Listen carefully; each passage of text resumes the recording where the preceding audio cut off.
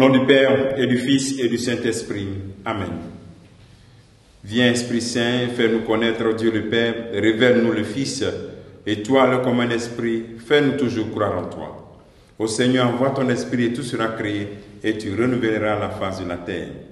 Bien-aimés dans le Christ, nous sommes aujourd'hui jeudi 17 février, et la parole de Dieu que notre Mère Église nous propose est extraite de l'évangile de Marc, chapitre 8, versets 27 à 33. En ce temps-là, Jésus s'en alla ainsi que ses disciples vers les villages situés aux environs de Césarée de Philippe. Chemin faisant, il interrogeait ses disciples. Au dire des gens, qui suis-je? Ils lui répondirent, Jean le Baptiste. Pour d'autres, Élie. Pour d'autres, un des prophètes. Et lui les interrogeait. Et vous, que dites-vous?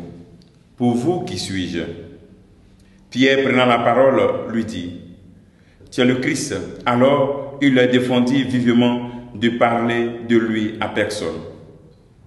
Il commença à leur enseigner qu'il fallait que le Fils de l'homme souffre beaucoup, qu'il soit rejeté par les anciens, les grands prêtres et les scribes, et qu'il soit tué, et que le troisième jour, il ressuscite.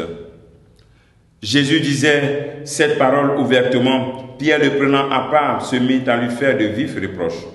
Mais Jésus se retourna et voyant ses disciples, il interpella vivement Pierre. « Passe derrière moi, Satan. Tes pensées ne sont pas celles de Dieu, mais celles des hommes. » Acclamons la parole de Dieu. Louange à toi, Seigneur Jésus. Nous avons vu dans les passages antérieurs comment Jésus a guéri progressivement cet aveugle, parce qu'il préparait aussi ses disciples à voir comment ils vont guérir de leur aveuglement. Nous voyons déjà un type d'aveuglement de Pierre. Mais bien avant cela, nous nous rendons compte que Jésus pose cette question, pour vous, qui suis-je? Toi aussi, pose-toi cette question. Tu as entendu parler de Jésus, tu es engagé dans l'église, qui il est pour toi en réalité? Ta question va déterminer le type de chrétien que tu es. Ta question. Donc pose à cette question, trouve une réponse.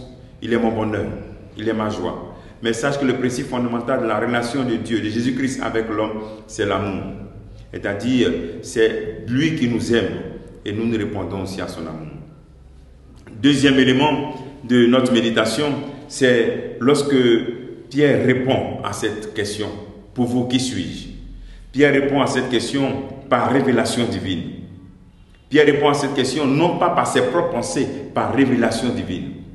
L'enseignement que nous pouvons tirer, c'est que dans notre vie aussi, nous pouvons recevoir des révélations de Dieu que Jésus même peut nous donner dans l'adoration de ses sacrements, dans la prière permanente et dans nos prédications, faire la différence entre ce que nous recevons de Dieu et ce que nous pensons.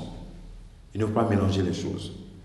Troisième enseignement que nous pouvons tirer de ce passage, c'est que Pierre dit, tu es le Messie, et voici que après cela, il est capable de dire, non, cela ne va pas t'arriver, parce que nous sommes dans un contexte où on croit à un Messie glorieux, à un Messie victorieux, à un Messie qui ne connaît pas la souffrance. Mais comment Jésus, qui est le Fils de Dieu, lui va connaître la souffrance?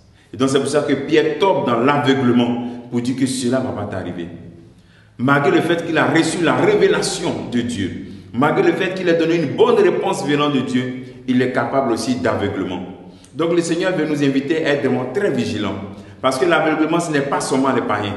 Ce n'est pas seulement celui qui ne connaît pas Jésus-Christ. Même un prêtre peut tomber dans l'aveuglement.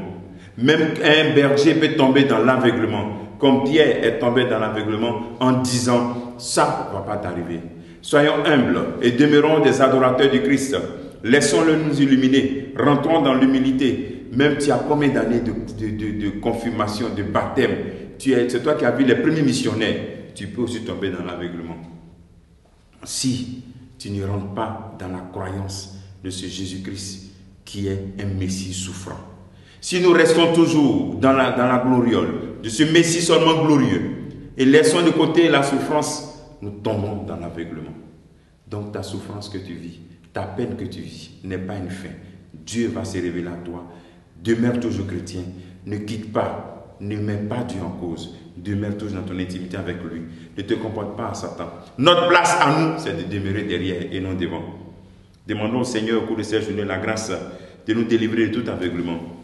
L'exercice que nous pouvons faire à ce jour, c'est tout simplement se dire quelle réponse je peux donner quand Jésus me pose cette question. Qui suis-je? À partir de mon intimité avec lui. Que le Seigneur te bénisse, que nous bénisse tous en ce jour, au nom du Père et du Fils et du Saint-Esprit.